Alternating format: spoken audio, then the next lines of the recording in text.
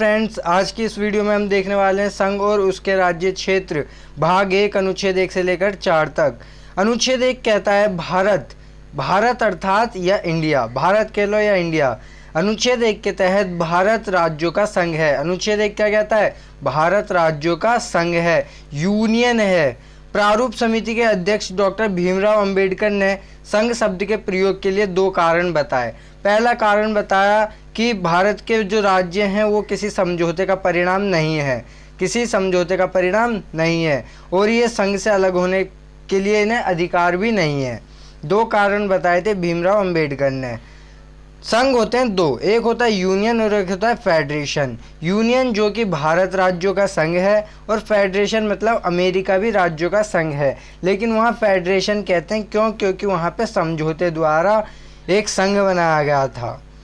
4 जुलाई 1776 को आज़ाद हुआ था अमेरिका, और 1783 में उसे मान्यता मिल गई थी।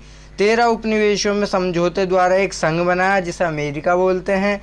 इसमें दो समझौते हुए। पहला तो 2 पक्ष हों, मतलब केंद्र का भी पक्ष हो और राज्य का भी पक्ष हो, और दूसरा वह स्वतंत्र हो और समान हो। और संघ को राज्य से अलग होने का अधिकार नहीं होता, और राज्यों की सीमाओं में अगर परिवर्तन करना है तो पहले तो वो कर नहीं सकते, और करना है तो राज्य चाहे तो करेगी, अगर राज्य ना चाहे तो नहीं कर सकती।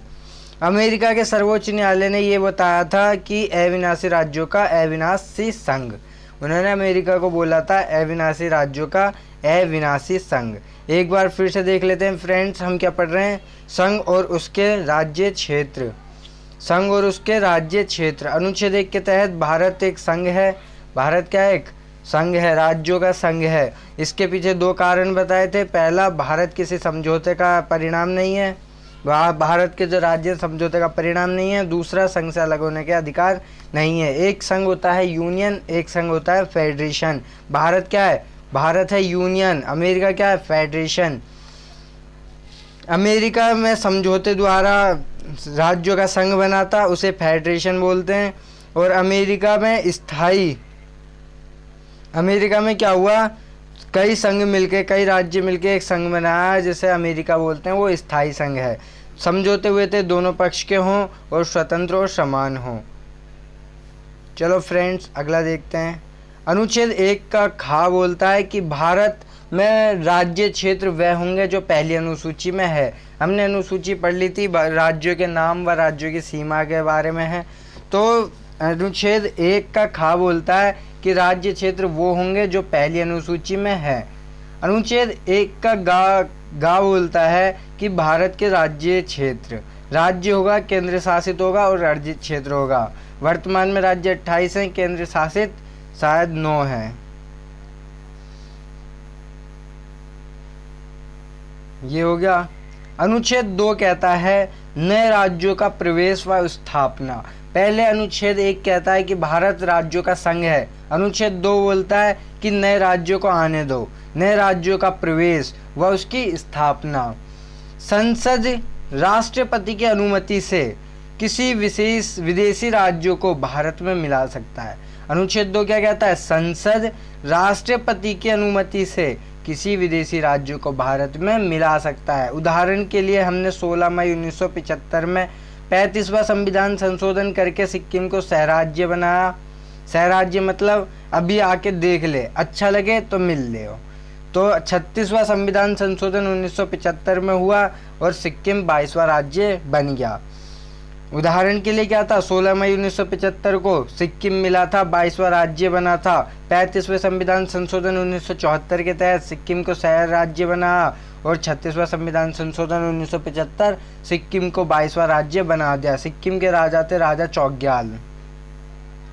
अनुच्छेद 3 क्या कहता है? चलो अब मिल लिया, अब उसकी सीमाओं का निर्माण करेंगे व क्षेत्रों की सीमा बनाएंगे, क्षेत्रों की सीमा में परिवर्तन करेंगे, नए राज्य का निर्माण करेंगे। अब चाहे हम उसका नाम बदलें, सीमा को कम करें या बढ़ाएं, अब वो हमारी मर्जी है, क्योंकि एक बार मिल लिया। अनुच्छेद 2 में कह दिया मिल लो, और 3 में अब क्या कहा है कि नए राज्य बनाएंगे, हम नया नाम रखेंगे, राज्यों की क्षेत्रीय सीमा बढ़ाएंगे या कम करेंगे।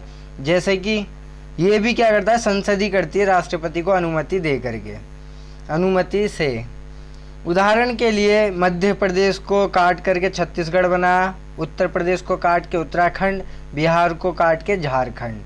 छत्तीसगढ़ बना 1 नवंबर 2000 और उत्तराखंड बना 9 नवंबर 2000 और झारखंड बना 15 नवंबर 2000। अनुच्छेद 4 कहता है कि अनुच्छेद 2 और अनुच्छेद 3 में जो संशोधन होंगे वो 368 के तहत नहीं माने जाएंगे। 367 में संविधान संशोधन के बारे में है और अनुच्छेद 4 बोलता है कि अनुच्छेद 2 और 3 में जो संशोधन होंगे वो 368 के तहत नहीं होंगे। इसे किसी विशेष प्रक्रिया की जरूरत नहीं है, साधारण बहुमत से ही ये पारित किया जा सकता है। हो गया फ्रेंड्स। अब देखते हैं अगला। बेरुबारी संघ मामले में ये कहा गया था, बेरुबारी मामला हुआ था 1960। बेरुबारी में सर्वोच्च न्यायालय ने ये निर्णय लिया कि संविधान संशोधन के बाद हम अपना राज्य किसी अन्य राष्ट्र को दे सकते हैं व ले सकते हैं। बेरुबारी मामले में क्या कहा गया था 1960 कि हम संविधान में संशोधन करने के बाद ही किसी अन्य राष्ट्र को अपना क्षेत्र दे सकते हैं। तो 9वां संविधान संशोधन हुआ था 1960 में ही और बेरुबारी राज्य क्षेत्र को पाकिस्तान को सौंप दिया गया। और 100वां संविधान संशोधन 2015 में हुआ, कुछ भारतीय क्षेत्र को बांग्लादेश को सौंप दिया गया। फ्रेंड्स देख लिया, 9वां संविधान संशोधन 1960 बेरुबारी क्षेत्र को पाकिस्तान में दे दिया, 100वां संविधान संशोधन 2015 बांग्लादेश को भी दे दिया। भारत की पूर्व प्रधानमंत्री इंदिरा गांधी, जब इंदिरा गांधी थी तब बांग्लादेश के तत्कालीन नेता थे शेख मुजीबुर रहमान। दोनों के बीच एक समझौता हुआ था, उसे बोलते हैं सीमा समझौता। 16 मई 1974 में सीमा समझौता हुआ था। इस समझौते में भारत के 4 राज्य पश्चिम बंगाल, त्रिपुरा, मेघालय, असम, इसकी कम से कम कुल 10,500 वर्ग किलोमीटर क्षेत्र बांग्लादेश को दे दिया और बांग्लादेश से 6,000 वर्ग किलोमीटर क्षेत्र ले लिया। केंद्र शासित प्रदेश एवं राज्यों का उद्भव। जब भारत आज़ाद हुआ था, जब भारत स्वतंत्र हुआ था 1947, तो भारत के सामने दो क्षेत्र थे, एक तो ब्रिटिश प्रांत था और एक देसी रियासत था। भारत के सामने कितने क्षेत्र थे? ब्रिटिश प्रांत जहाँ पे ब्रिटेन का कब्जा था और देसी रियासत जहाँ पे राजाओं का कब्जा था।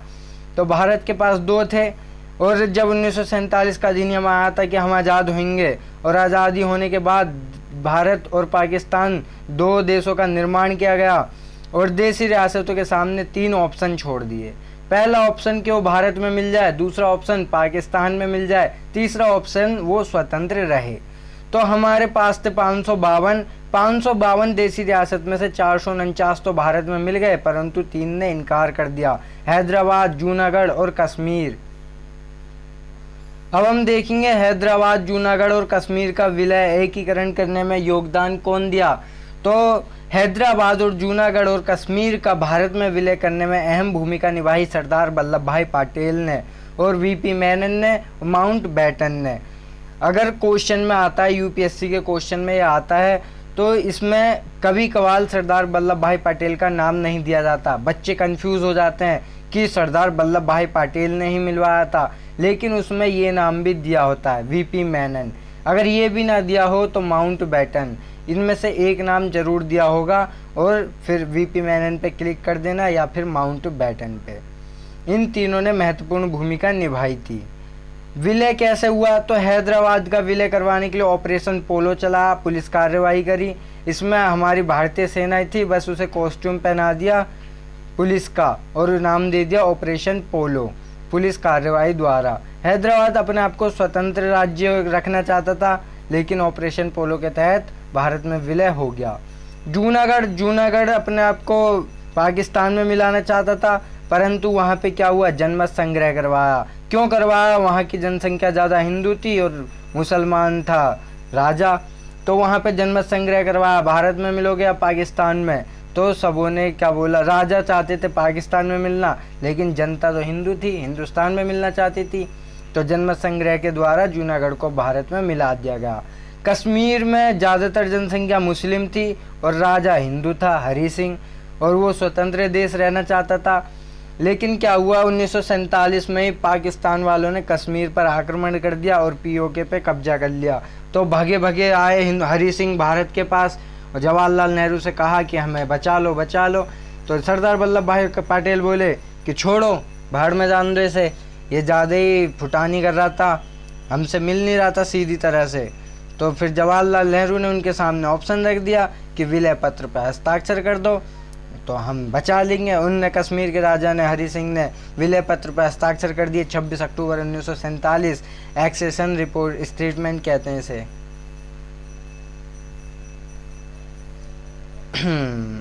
1950 में जब संविधान बना था तो भारत के राज्यों को 4 भागों में बांटा था। का, खा, गा, घा। का वह क्षेत्र जहाँ पे ब्रिटिश भारत में गवर्नर का शासन था। किसका शासन? गवर्नर का। खा में 9 वो राज्य जहाँ पे विधानमंडल के साथ शाही शासन था। और गा में 10वें राज्य जहाँ पे केंद्रीकृत शासन था। और घा में यूनियन टेरिटरी जैसे अंडमान निकोबार। राज्य पुनर्गठन आयोग।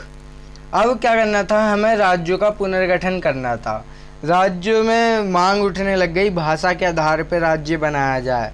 तो सरकार ने एक समिति बनाई, एस के धर समिति। एस के धर आयोग बोलो, समिति बोलो। 1948 जून 1948 में एस के धर की अध्यक्षता में एस के धर आयोग बनाया गया और इस आयोग से रिपोर्ट मांगी कि भाषा के आधार पर राज्यों का गठन करें या किसी और आधार पे। तो इसने भाषा के आधार पे राज्यों के गठन को मना कर दिया, इनकार कर दिया और उसने बोला कि प्रशासनिक सुविधा के आधार पर राज्यों का गठन हो। इससे और असंतोष फैल गया लोगों में। परिणाम स्वरूप कांग्रेस द्वारा 1948 में भाषाई समिति का एक और गठन किया गया, जेबीपी समिति। दिसंबर 1948 में किसकी स्थापना करी? जेबीपी समिति। क्योंकि एस के धर आयोग संभाल नहीं पाई, उसने मना कर दिया था भाषा के आधार पे, तो जेबीपी समिति बनी दिसंबर 1948 में। धर आयोग की सिफारिश के बाद भाषा के आधार पर राज्यों के गठन से आंदोलन और अधिक तीव्र हो गए, जिसके समाधान के लिए कांग्रेस ने जेबीपी समिति बनाई। जवाहरलाल नेहरू, वल्लभ भाई पटेल और पट्टाभी सीतारमण, ये थी 1948 में बनी। जेबीपी समिति ने भी मना कर दिया, आंशिक औपचारिक रूप से इसने भी इनकार कर दिया कि हम राज्यों का गठन भाषा के आधार पर नहीं होगा। फिर इसके बाद क्या हुआ, अक्टूबर 1953 में भारत सरकार को भाषा के आधार पर मजबूरन एक राज्य का गठन करना पड़ा। क्यों मजबूरन करना पड़ा? तो मद्रास से तेलुगु भाषा क्षेत्र के लिए आंध्र प्रदेश के गठन के लिए एक व्यक्ति पोट्टी श्री रामुलु ने 56 दिन का भूख हड़ताल किया। कांग्रेस नेता कार्यकर्ता थे, इनने 56 दिन का भूख हड़ताल किया तथा उनकी मृत्यु हो गई और लोगों में आक्रोश पैदा हो गया और जिसके कारण राज्य सरकार को बाध्य होना पड़ गया 1953 में, अक्टूबर 1953 में आंध्र प्रदेश के गठन के लिए। अब जब एक का गठन हो गया तो हर तरफ मांग और बढ़ने लग गई। जब मांग और तरफ बढ़ने लग गई तो मजबूरन सरकार ने एक और आयोग बनाया, फजल अली आयोग। 1953 में कौन सा आयोग बनाया? फजल अली आयोग। इस आयोग ने क्या करा, आंध्र प्रदेश का तो गठन हो चुका था, उसके बाद भाषा के आधार पर मांग और अधिक हो गई, तीव्र हो गई। दिसंबर 1953 में फजल अली की अध्यक्षता में और 3 अन्य सदस्यों की अध्यक्षता में पुनर्गठन आयोग बनाया, राज्य पुनर्गठन आयोग बनाया 1956 में। फजल अली, हृदयनाथ कुंजरू और के.एम. पनिक्कर। फजल अली ने 1955 में सरकार को अपनी रिपोर्ट दे दी, सिफारिश दी और कहा कि राज्यों के गठन में राष्ट्रीय सुरक्षा और वित्तीय प्रशासनिक कुशलता को अधिक महत्व दिया जाएगा और बड़े रूप से स्वीकार किया गया कि राज्यों का गठन भाषा के आधार पर होगा, लेकिन इसका ये मतलब नहीं होगा कि एक भारत और एक भाषा हो, इसे अस्वीकार कर दिया। राज्यों के गठन का जो वर्गीकरण था, भाग का, खा, गा, घा, इसे भी खत्म करने को बोला। का और खा के बीच दूरी को खत्म करने को बोला। आयोग ने सलाह दी कि मूल संविधान के अंतर्गत 4 आयामी राज्यों के वर्गीकरण को समाप्त किया जाए और 16 राज्यों और 3 केंद्र शासित प्रदेश हों। अब राज्य पुनर्गठन आयोग ने सिफारिश तो लागू कर दी, इसे स्वीकार भी कर दिया और फिर अधिनियम बन गया, कानून बन गया राज्य पुनर्गठन अधिनियम 1956। 7वां संविधान संशोधन हुआ जिसके तहत भाग का और खा के बीच दूरी को खत्म कर दिया गया। परिणाम स्वरूप 1 नवंबर 1956 को 14 राज्य बने और 6 केंद्र शासित प्रदेश बने। आज के लिए फ्रेंड्स इतना ही, फिर देखेंगे हम अगली वीडियो में, दोबारा मुलाकात करेंगे। जिसे मेरी वीडियो पसंद आ रही है लाइक, सब्सक्राइब और शेयर करना ना भूलें।